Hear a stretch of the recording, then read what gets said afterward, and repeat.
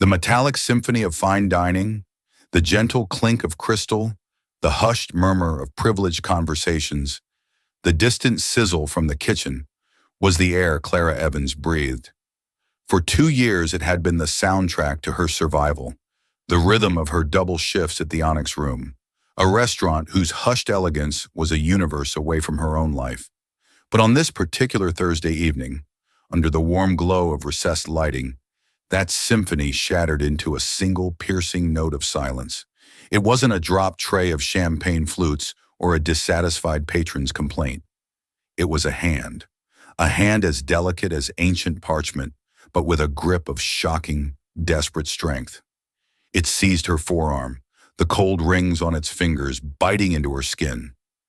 Clara gasped, the heavy silver water pitcher in her other hand tilting precariously.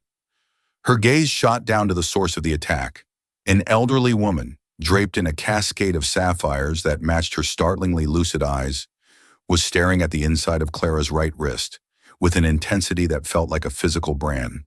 "Where?" the woman breathed, her voice a fragile, yet commanding whisper that sliced through the ambient noise. "Did you get that mark?" Before Clara could formulate a reply, before her mind could catch up to the sudden, bizarre assault, the woman's grip tightened, her knuckles straining against translucent skin. She looked up, her sapphire eyes locking onto Clara's, and in a voice that trembled with the weight of a lifetime, she made an announcement to the entire, now silent dining room. "That's Swift. It was stolen from us. Stolen from this family." Clara Evans considered her existence a patchwork of carefully managed obligations. At 22, she wasn't just a waitress or a student. She was a fulcrum, balancing the crushing weight of her own tuition for night classes in art history against the ever-increasing medical bills for her grandmother, May, whose world was slowly dimming in a haze of dementia. Her life was circumscribed by the worn linoleum of their small apartment, the hushed aisles of the university library, and the polished floors of the Onyx Room. She was a ghost in her own story, moving through the motions, a polite smile her only armor. She was a ward of the state, a product of a system that had given her a last name but no history. May, her foster grandmother, who had become her legal guardian and the only family she'd ever known, had found her on the steps of a clinic, a swaddled infant with no note, no explanation, nothing but a peculiar mark on her wrist, a tiny, perfectly formed bird in mid-flight, the color of a faded bruise. A swift, May had called it. Her little swift, always moving. It was Clara's one piece of personal lore, a secret hieroglyph connecting her to an unknown past. That Thursday evening was brutally ordinary until the moment it wasn't. The dinner service was in full swing. Clara was attending to table 12, the most coveted alcove in the restaurant, reserved for the city's elite. Tonight, it was occupied by the Blackwoods, a name synonymous with old money and quiet, unassailable power. There was the matriarch, Eleanor Blackwood, whose sharp, intelligent eyes seemed at odds with the slight tremor in her hands. There was her son, Arthur Blackwood, a man in his late 50s, with a face carved from granite and an air of perpetual, weary control. And then there was his daughter, Victoria, a woman around Clara's age but crafted from entirely different material, all sharp angles, expensive silk, and a bored, dismissive gaze that made Clara feel like a piece of furniture. Clara approached with the water pitcher. "Would anyone care for more water?" she asked, the practiced phrase smooth on her tongue. Arthur gave a curt, almost imperceptible nod. "My mother, please." As Clara leaned forward to fill the delicate crystal goblet, the starched cuff of her uniform shirt slid back, just an inch, exposing her wrist to the table's soft light. And that's when it happened. Eleanor Blackwood's hand shot out like a striking snake. Her fingers, surprisingly nimble, locked onto Clara's forearm. The pitcher wobbled. Water sloshed onto the pristine white tablecloth. The matriarch wasn't just holding her. She was examining her, turning her arm with a scholar's focus to get a better view of the Swift. "Where?" she demanded again, her voice gaining a raw, desperate edge. "Did you get that mark?" Clara was paralyzed, a deer in the headlights of this inexplicable aggression. Her heart hammered against her ribs. The patrons at the surrounding tables had fallen silent, their forks hovering midair, their faces a mixture of curiosity and alarm. Victoria was the first to react, her voice a low, mortified hiss. "Grandmother, for heaven's sake, let the girl go. You're causing a scene." She didn't look at Clara. She glared at the situation, an unsightly stain on her family's public image. But Eleanor was lost in a world 50 years deep. Her thumb traced the outline of the swift, a touch that was both a caress and an accusation.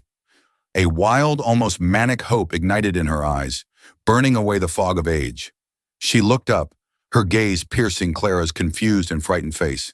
"That's Swift," she declared, her voice rising, ringing with a sudden, unshakable conviction. "It was our symbol, Genevieve's symbol. It was stolen from us." The name Genevieve hung in the air, meaningless to Clara, but clearly a bombshell to the other two Blackwoods.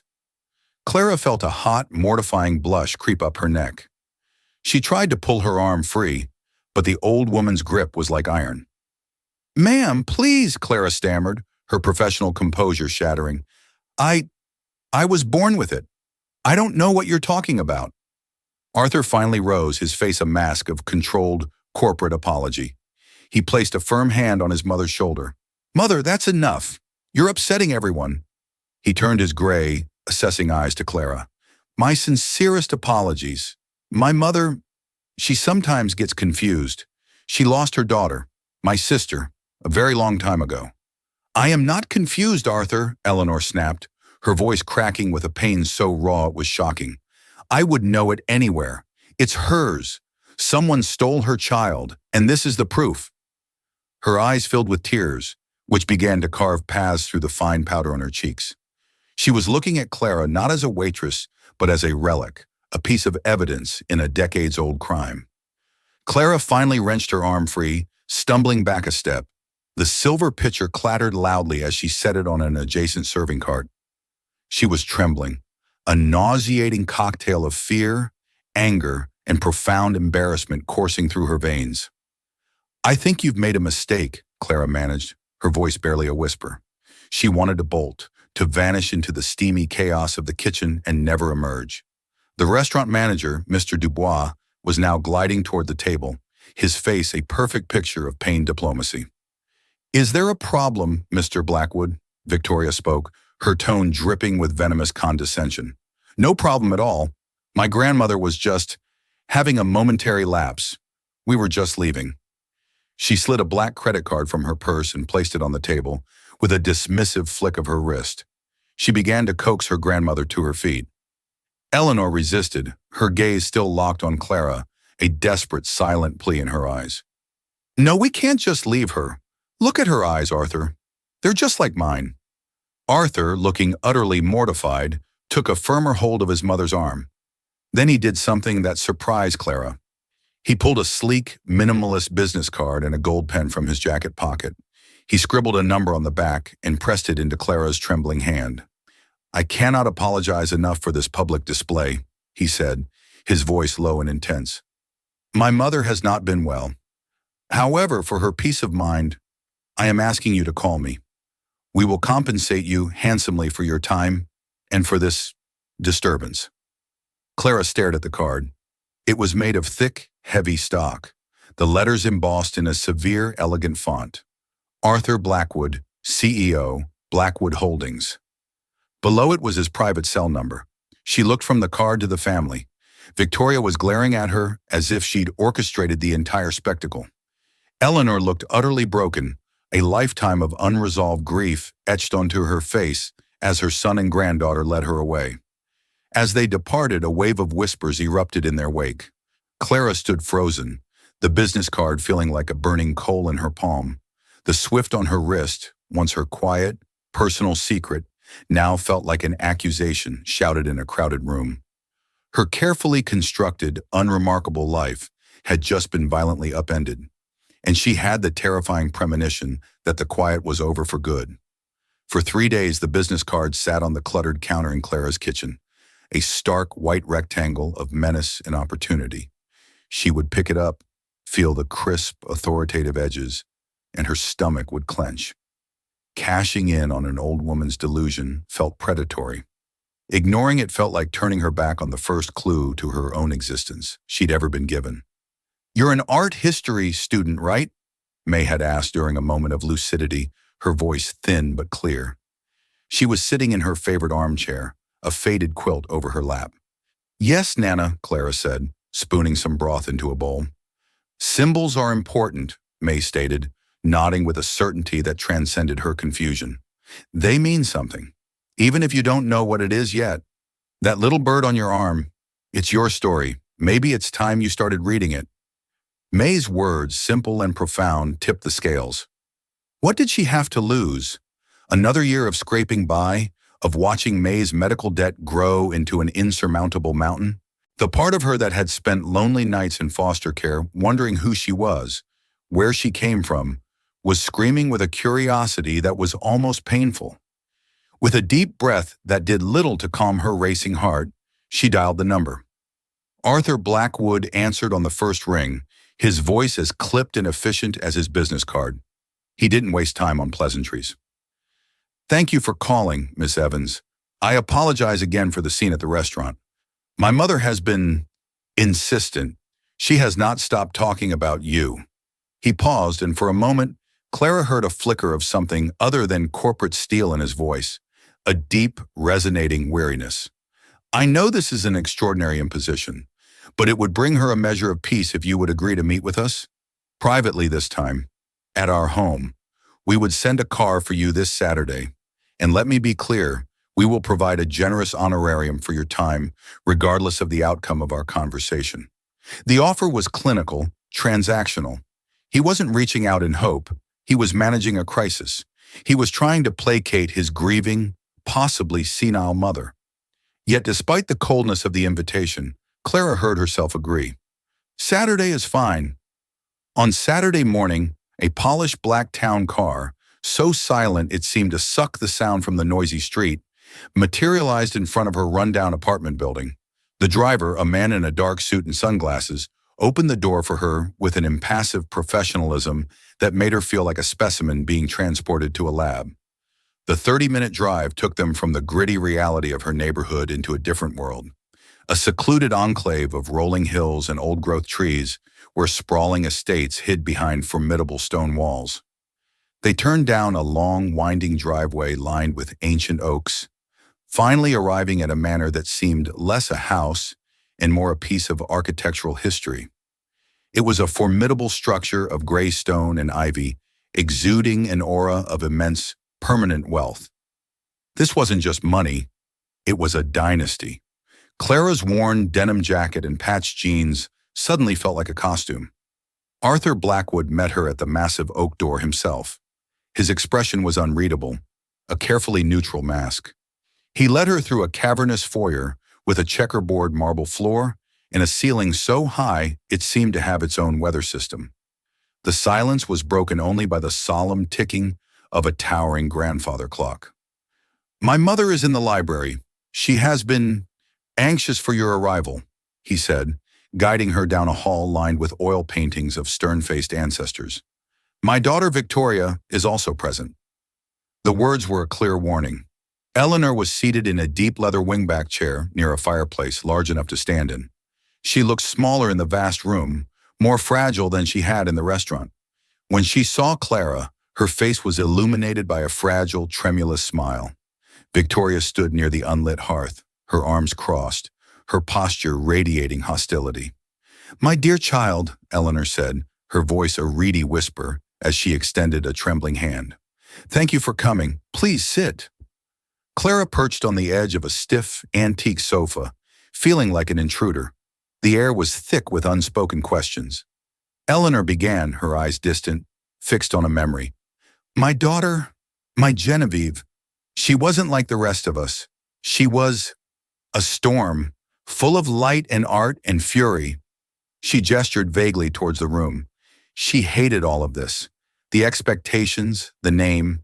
She said it was a gilded cage. A sad, faraway look entered her eyes. She fell in love with a boy we didn't approve of, an artist with no family, no money.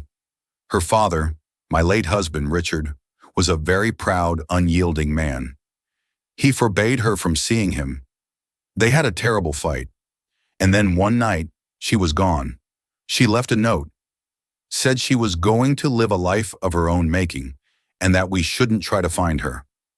Arthur picked up the narrative, his voice a flat, factual monotone. We hired the best private investigators. For 5 years we searched, but it was as if she had stepped off the face of the earth. That was 30 years ago. 30 years, 4 months, and 9 days, Eleanor corrected softly. And every single one of those days, I have prayed for a sign. And then, I saw you. She leaned forward, her gaze intense and pleading.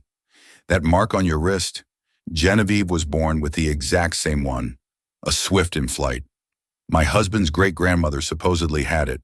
He always said it was a blackwood mark, a sign of a restless spirit. Clara felt a dizzying sense of vertigo.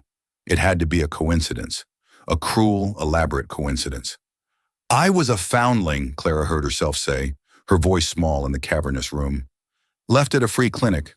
No note, no name. The nurses gave me a name. Eleanor gasped, her hand flying to her mouth, the hope in her eyes flaring into a bonfire. Don't you see, Arthur? It fits. She would have been alone, terrified. She would have wanted her baby to be safe, away from Richard's influence. Victoria finally broke her silence, her voice dripping with acidic skepticism. Oh, it's a perfect story. A little too perfect, don't you think?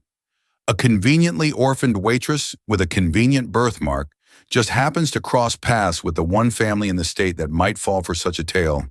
It's either a 1 in a billion coincidence, or it's a meticulously planned con. Victoria, Arthur's voice was sharp. That's enough. Is it? Victoria pushed herself away from the mantel and took a step towards Clara, her eyes narrowing into slits. How long did you research us? Was it hard to find out about my long-lost aunt? I have to admit, the birthmark is a nice touch. Is it a tattoo? You must have found a very skilled artist. The accusation was so vile, so utterly baseless, that it shocked Clara out of her fear. A spark of anger ignited in her chest. A tattoo? She shot back, her voice gaining strength. Are you serious? I've had this my entire life. She instinctively thrust her wrist forward. Look at it. Does that look like ink to you? Arthur stepped between them, a reluctant referee. Victoria, apologize to Miss Evans. She is our guest. Victoria simply scoffed. I'm just being logical, Father. You're being sentimental. We need to think about the implications. If this is somehow true, she becomes an heir. She would be entitled to a significant portion of the Blackwood estate. The word estate hung in the air, sucking all the warmth from the room. Clara suddenly felt sick. This wasn't about a grieving old woman. This was about a fortune. This was about a threat she didn't even realize she posed. I don't want your money, Clara said, her voice shaking with a mixture of rage and hurt. I never asked for any of this. I think I should leave. She stood up, the strange dream curdling into a nightmare of greed and suspicion. No, please, don't go, Eleanor cried, fresh tears streaming down her face. She doesn't mean it. She's just protective of our family. Please, my dear, Eleanor pleaded. We just need to know for sure. Arthur placed a calming hand on Clara's arm. His touch was firm, dispassionate. Victoria's out of line, but her point, however tactlessly made, is valid. Stories and resemblances are not proof. He looked from his distraught mother to Clara's defiant face, his expression grim and resolute. There is only one way to know for certain, a definitive way to end this speculation. He took a breath, and his next words landed in the room with the cold, hard finality of a judge's gavel. A DNA test. The suggestion of a DNA test was a splash of ice water, shocking the raw emotion out of the room and replacing it with a cold, clinical imperative. For Victoria, it was a tool to expose a fraud. For Eleanor, it was the key to a locked past. For Arthur, it was a logical, efficient way to manage a messy and potentially explosive family crisis. And for Clara, it was an existential threat. Her entire identity was built on the foundation of being a blank slate. To have that slate suddenly, violently inscribed with a history she couldn't imagine was both exhilarating and terrifying. What if it was true? The endless cycle of work and worry, the gnawing loneliness, could all be replaced by what? A family of strangers in a museum-like house? A life of unimaginable wealth? The thought was so alien, it was dizzying. And what if it wasn't? The rejection would be absolute. She would be cast out, branded a liar or a fool, sent back to her life with the fresh, stinging wound of having glimpsed another world, only to have the door slammed in her face. "A test," Clara repeated, her voice a near whisper. She looked at the faces of the Blackwood family. Eleanor's desperate hope, Arthur's weary pragmatism, Victoria's venomous certainty. "It would be simple," Arthur explained, his tone that of a CEO outlining a quarterly strategy. "We use a private, highly respected genetics lab. We'll handle all the arrangements and costs. Utmost discretion is assured. We would compare your sample against mine. As Genevieve's brother, the familial link would be incontrovertible." Eleanor nodded eagerly. "Yes, Arthur. Arrange it. Arrange it immediately." Victoria smirked, a cruel, triumphant gleam in her eyes. "Don't start measuring for new drapes in Aunt Genevieve's old room just yet, grandmother. Let's wait for the science to speak." Despite Victoria's malice, Clara found herself agreeing. The uncertainty, the gnawing what if, was now a greater torment than any possible outcome. She needed an answer, if only to silence the chorus of questions that had taken over her mind. The following week was a surreal purgatory. A discreetly dressed nurse came to Clara's tiny apartment to take a cheek swab, the sterile procedure feeling strangely monumental. As the nurse sealed the sample in a biohazard bag, Clara felt as if she were mailing off a piece of her soul. The Blackwoods, in their own ways, began to encroach on her life. Eleanor called her every afternoon, her memory for recent events foggy, but her questions about Clara's life sharp and specific. What was her favorite flower? What did she study in school? Did she like the rain? It felt as if Eleanor was trying to assemble a puzzle, fitting the pieces of Clara's life into the empty space Genevieve had left behind. Arthur, true to his word, sent a check via courier. The amount was staggering, enough to cover May's medical bills for a year. Clara stared at it, her hand trembling. Cashing it felt like an admission of guilt, like accepting payment for a role she hadn't yet been cast in. She slid it into a textbook, untouched. He also insisted she take a leave of absence from the Onyx room. "You should not have to endure the gossip and stress," he'd said, the command couched as a suggestion. "Allow us to cover your expenses until this is resolved. It is the least we can do." Reluctantly, she agreed, the sudden freedom feeling more like a gilded leash. Victoria remained a hostile presence, even in her absence. One afternoon, Clara was at the university library, losing herself in a book on Renaissance portraiture, when she felt a pair of eyes on her. She looked up to see Victoria standing at the end of the aisle, impeccably dressed in a cream-colored pantsuit, observing her with the cool detachment of a predator sizing up its prey. Victoria didn't say a word. She just held Clara's gaze for a long moment, an unspoken message passing between them. "I'm watching you." Then she turned and walked away, her heels clicking softly on the polished floor. The encounter chilled Clara to the bone. This wasn't just about protecting a grandmother. This was a war, and Victoria was determined to win. Clara found a strange solace in her studies. One evening, while researching provenance for a paper, she stumbled upon a digital archive of a local historical society. On a whim, she typed Blackwood into the search bar. The results were mostly financial articles and society pages, but one entry caught her eye. An article from a 1970s art journal about the private collection of Richard Blackwood. It mentioned his prized possession, a 19th century portrait of a woman named Seraphina Blackwood by a moderately famous artist. The article noted a curious detail. The subject, an ancestor, bore a small, distinctive tattoo of a swift on her wrist, a highly unusual feature for a formal portrait of that era. The detail snagged in her mind. A tattoo? Eleanor had said it was a birthmark passed down through the generations. It was a small discrepancy, but in a story full of holes, it felt significant. She saved a low-resolution image of the portrait to her phone. The woman in the painting was stern and imposing, but there on her wrist was the unmistakable shape of the swift. It looked odd, forced. The way the paint lay seemed different from the rest of the work, almost an afterthought. She dismissed it as a trick of the poor image quality, but the thought lingered. A few days later, Arthur called. The results were ready. He requested her presence at the estate the following morning. The family would receive the news together. The atmosphere in the Blackwood Manor was even more tense than before. Eleanor was practically vibrating with nervous energy, her hands fluttering like trapped birds. Victoria stood by the window, a statue of smug certainty. Arthur paced the length of the Persian rug in his cavernous study, his face a grim mask. To pass the agonizing minutes, Eleanor, in a sudden fit of nostalgia, retrieved a heavy leather-bound album from a shelf. "This was my Genevieve," she said, her voice thick with emotion as she opened it. The photographs showed a girl with a wild mane of dark hair and eyes that blazed with a rebellious fire. She was beautiful, defiant, and utterly unfamiliar. Clara searched the young woman's face for a hint of herself, a shared smile, a familiar curve of a cheek, but found nothing. Eleanor, however, saw everything. "Look, Arthur, the set of her jaw. It's just like the girl's. I knew it."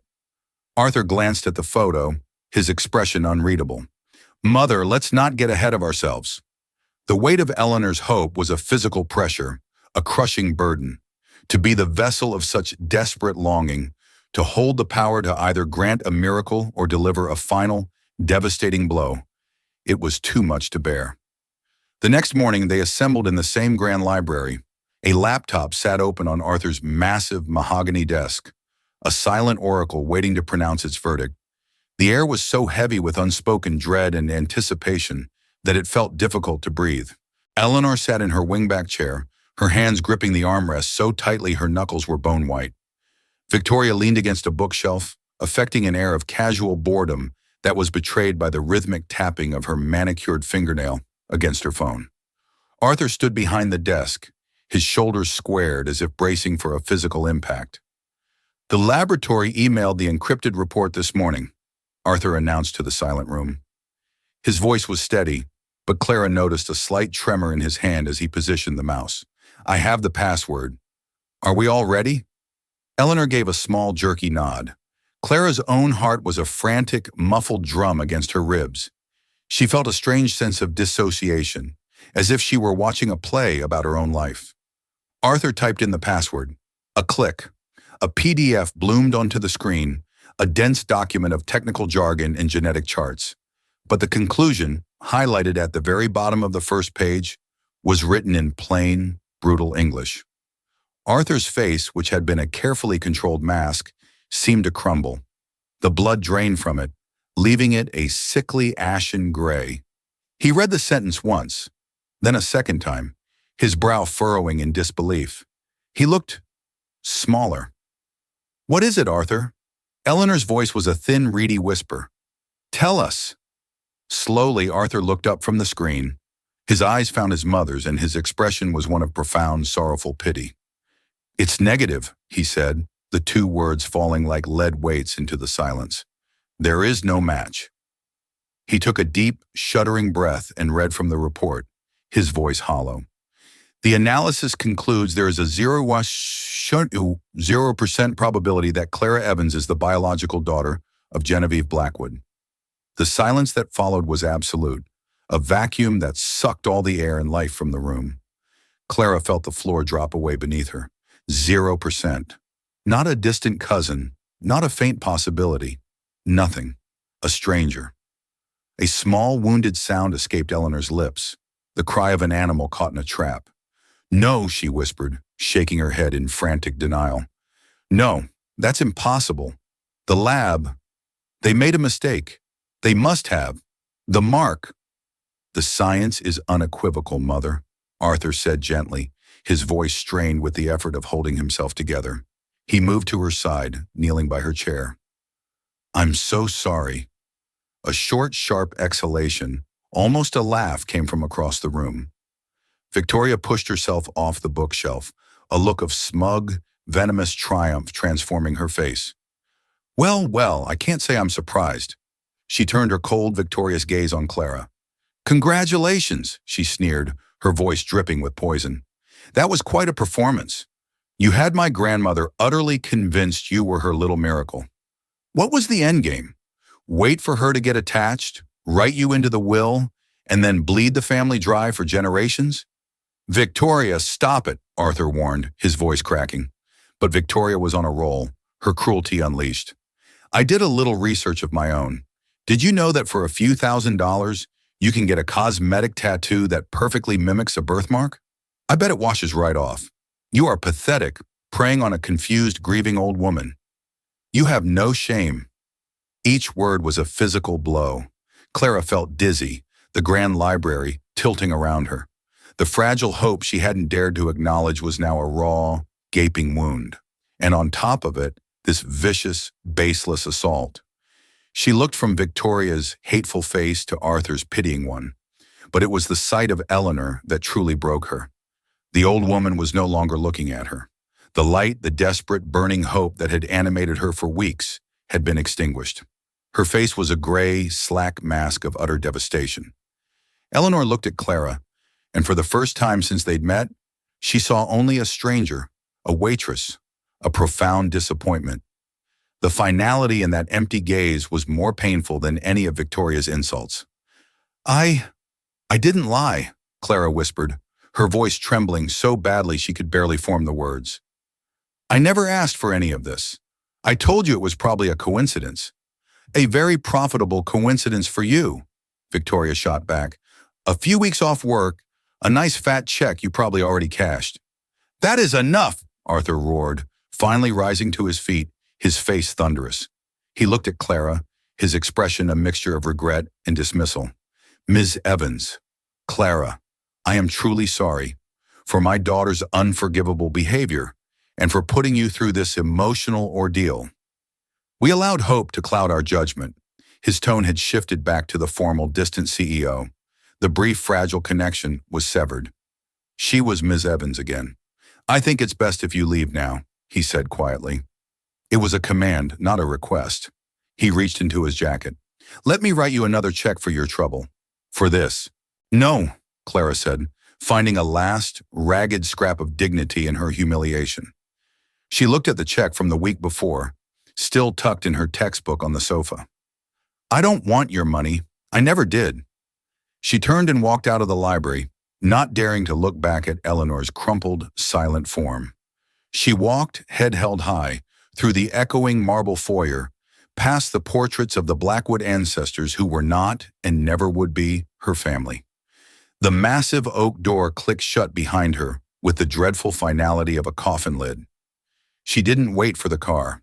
She walked the entire length of the long, winding driveway, her legs moving on autopilot.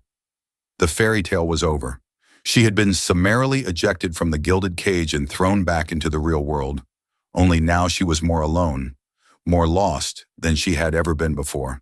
The swift on her wrist felt like a brand of shame, a meaningless mark on the skin of a nobody. The weeks that followed were a colorless fog. Clara had to plead for her job back at the Onyx Room, enduring Mr. Dubois' suspicious glares and the whispers of her colleagues. The untouched Blackwood check sat on her counter until, in a fit of rage and grief, she tore it into 100 tiny pieces and threw them away. Life wasn't back to normal. It was a ghost of normal, haunted by what might have been. The silence in her small apartment, once a comfort, now felt like an accusation. Her unknown past was no longer a neutral void. It was a confirmed, sealed emptiness. A different, more oppressive silence had descended upon the Blackwood estate. Eleanor had retreated into a world of her own, a ghost in her own home. She barely spoke. The doctors called it a psychological retreat, a response to severe emotional trauma. The brilliant flame of hope had been snuffed out, leaving behind the cold, heavy ashes of a 30-year-old grief made new again. Arthur was drowning in guilt. Guilt over his mother's catatonic state, guilt for fostering a hope he never truly believed in, and a nagging, persistent guilt over the way they had treated Clara. He couldn't shake the image of her face in the library, the shock, the deep hurt, and the quiet dignity she had maintained as his daughter flayed her with accusations. Victoria, meanwhile, acted as if nothing had happened, her victory pyrrhic and hollow in the face of her grandmother's decline. One bleak afternoon, unable to bear the funereal atmosphere of the house, Arthur found himself in Genevieve's old bedroom, a suite of rooms in the East Wing that had been kept exactly as she had left it. He wasn't looking for anything in particular. He was just searching for a ghost. He ran a hand over the dusty art supplies on her drafting table, the charcoal sketches of stormy seas and birds in flight pinned to a corkboard. Beneath a pile of old canvases, he found her portfolio, a large leather-bound book filled with her work. He opened it, not expecting much. But as he turned the pages, he was struck by the raw talent, the furious energy in every line. And on almost every page, the Swift appeared, a recurring motif, a signature. He remembered Clara mentioning she was an art history student. The thought was absurd, a fool's errand, but he was a man out of logical options. He owed her a real apology, and maybe this was a way to offer it, a way to connect with his sister through the only person who had, for a brief time, seemed to channel her spirit. He found Clara's number, which he had saved in his phone, and hesitated for a long time before pressing dial. Clara was shocked to hear his voice. It was different now.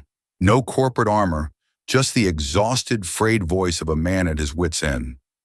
He apologized profusely and sincerely for Victoria's behavior and for his own cold dismissal. "I'm not calling to ask for anything," he said, his voice heavy. I found my sister's art portfolio. You said you studied art history. I know this is an incredible imposition, but I wondered if you might be willing to look at it, to tell me if it's any good, to tell me what you see. I feel like I'm trying to read a language I don't understand." Clara's first instinct was to say no, to sever the connection for good, but the plea in his voice was real, and the thought of seeing Genevieve's art, of touching a piece of the life of the woman who might have been her mother, was a pull she couldn't resist. She agreed. The next day, a courier delivered the heavy portfolio. Clara spent hours with it, spreading the sketches and watercolors across her small apartment floor. Genevieve's talent was undeniable. Her work was passionate, dark, and full of symbolism. And everywhere the Swift, in the corner of a landscape, in the pattern of a dress, taking flight from a cage. Then she remembered the portrait from the Historical Society archives. She pulled up the low-resolution image on her phone. Seraphina Blackwood, the 19th century ancestor with the tattoo. She looked from the painting on her phone to Genevieve's sketches on the floor. The brush strokes, the way the light was captured. Something clicked. It was a long shot, a wild theory born of a student's obsession, but her heart started to pound. The style of the portrait wasn't truly 19th century. There were subtle anachronisms in technique that a casual observer would miss, but to a trained eye, they were there. It was a pastiche, a brilliant imitation. She grabbed her laptop and started digging, not into the Blackwood family, but into the artist credited with the portrait. She cross-referenced his known works, his patrons, his personal history, and then she found it. A footnote in a dry academic paper about his patrons mentioned a falling out with one of them, a reclusive, disowned heir from another prominent family named Alistair Finch.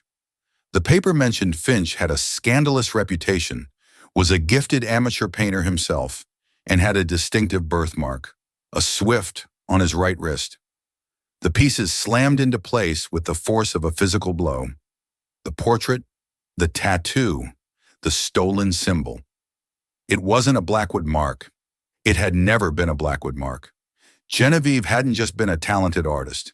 She had been a forger, a brilliant, desperate forger. She had painted the Swift onto an old family portrait, mimicking the original artist's style perfectly, creating a false history. She had invented the legend of the Blackwood mark to give her own birthmark a place in the family, to normalize it, to legitimize it.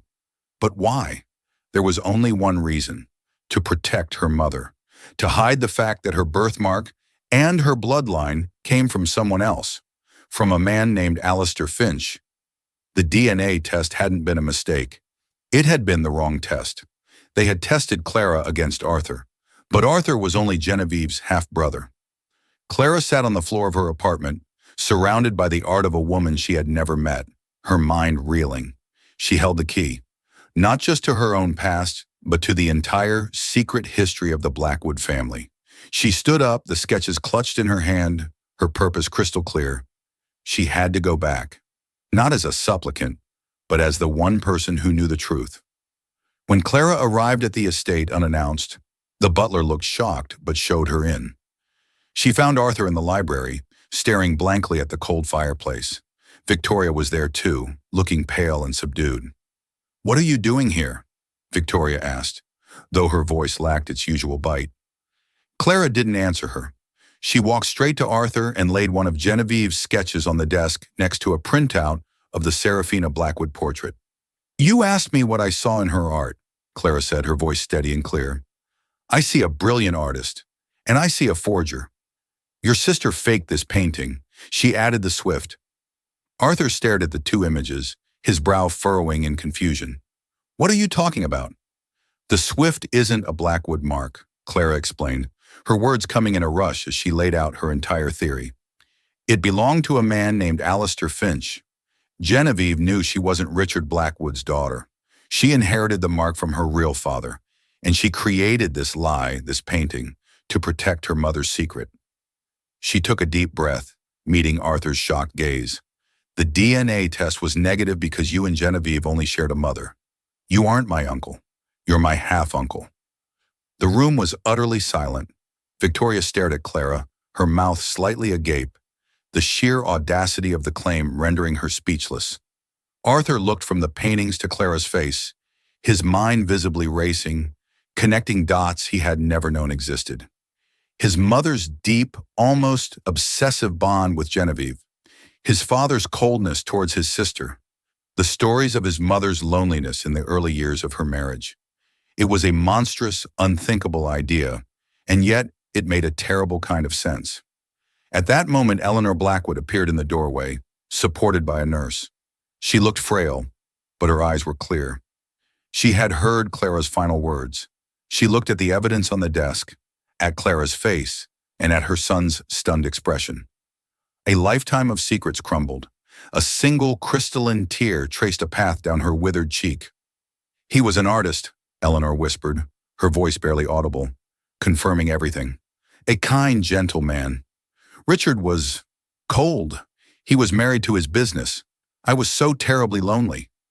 Her gaze, full of a pain that spanned 50 years, met her son's. "I loved him. Genevieve was his daughter. Richard suspected, I think. He raised her as his own to avoid scandal, but he never forgave me. He punished her for my sin every day of her life." The confession hung in the air, shattering the foundations of the Blackwood dynasty. Victoria looked as if she had been struck. The grandfather she revered now recast as a cruel, vindictive man, her entire identity built upon a lie. She looked at Clara, not with hatred, but with a dawning, horrified understanding. Arthur, his face pale and grim, looked from his devastated mother to the young woman who had unearthed their family's deepest secret. "There's only one way to be certain," he said, his voice heavy with a new, somber resolve. "We need another test. This time, comparing Clara's DNA not to mine, but directly to yours, mother." The second DNA test was arranged with a quiet, solemn urgency. The week-long wait was not filled with frantic hope or bitter suspicion, but with a fragile, shared need for truth. The family was fractured and raw, tentatively navigating the wreckage of their own history. Nathan, humbled and deeply ashamed of his earlier cruelty, became a quiet ally. He spent time with Clara, not interrogating her, but listening. He learned about May, about the scholarships she was barely holding on to, about the constant, grinding pressure of her life. A tentative, fragile bridge was being built between them, spanning the chasm of their first impressions. Arthur, meanwhile, devoted himself to his mother. For the first time, he listened to her stories, not as the ramblings of an aging parent, but as the long-overdue testimony of a woman he was only just beginning to know. He learned of her loveless marriage, her brief, cherished affair, and the crushing guilt of watching her husband punish her daughter for her own transgressions. Clara stayed at the estate, at Arthur's insistence. She spent hours in Genevieve's old studio, surrounded by her mother's art. She was starting to think of her that way now, her mother. She felt a profound connection to the passionate, defiant young woman who had used her talent as both a shield and a weapon trying to carve out a place for herself in a world that sought to deny her very identity. She felt an unexpected surge of gratitude for her courage. Genevieve had saved her from Richard Blackwood's cold legacy. The day the results arrived, they gathered not in the imposing library, but in the sunroom, where light streamed through the large glass panes. Robert opened the email from the lab on his laptop, his movements slow and deliberate. He didn't read it to himself first. He simply turned the screen so they could all see. There at the bottom of the page was the conclusion, stark and unequivocal. Maternal grandmother.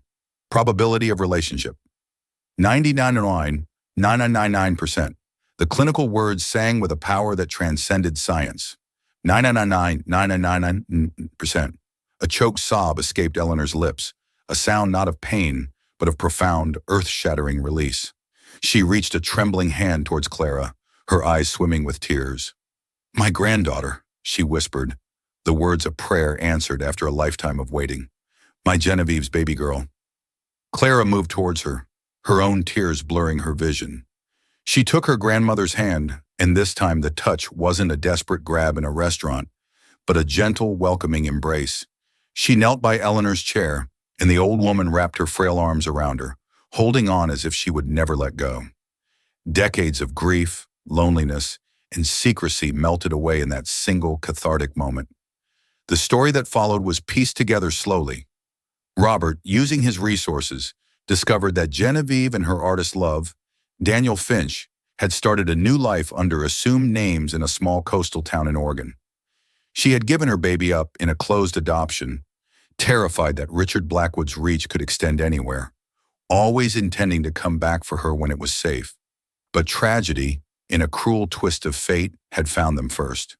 3 years later, they were killed in a real car accident, their secret identities buried with them, leaving their daughter an orphan twice over. Clara Evans finally had a history: a mother named Genevieve, a grandmother named Eleanor, a half-uncle named Arthur, a cousin named Victoria.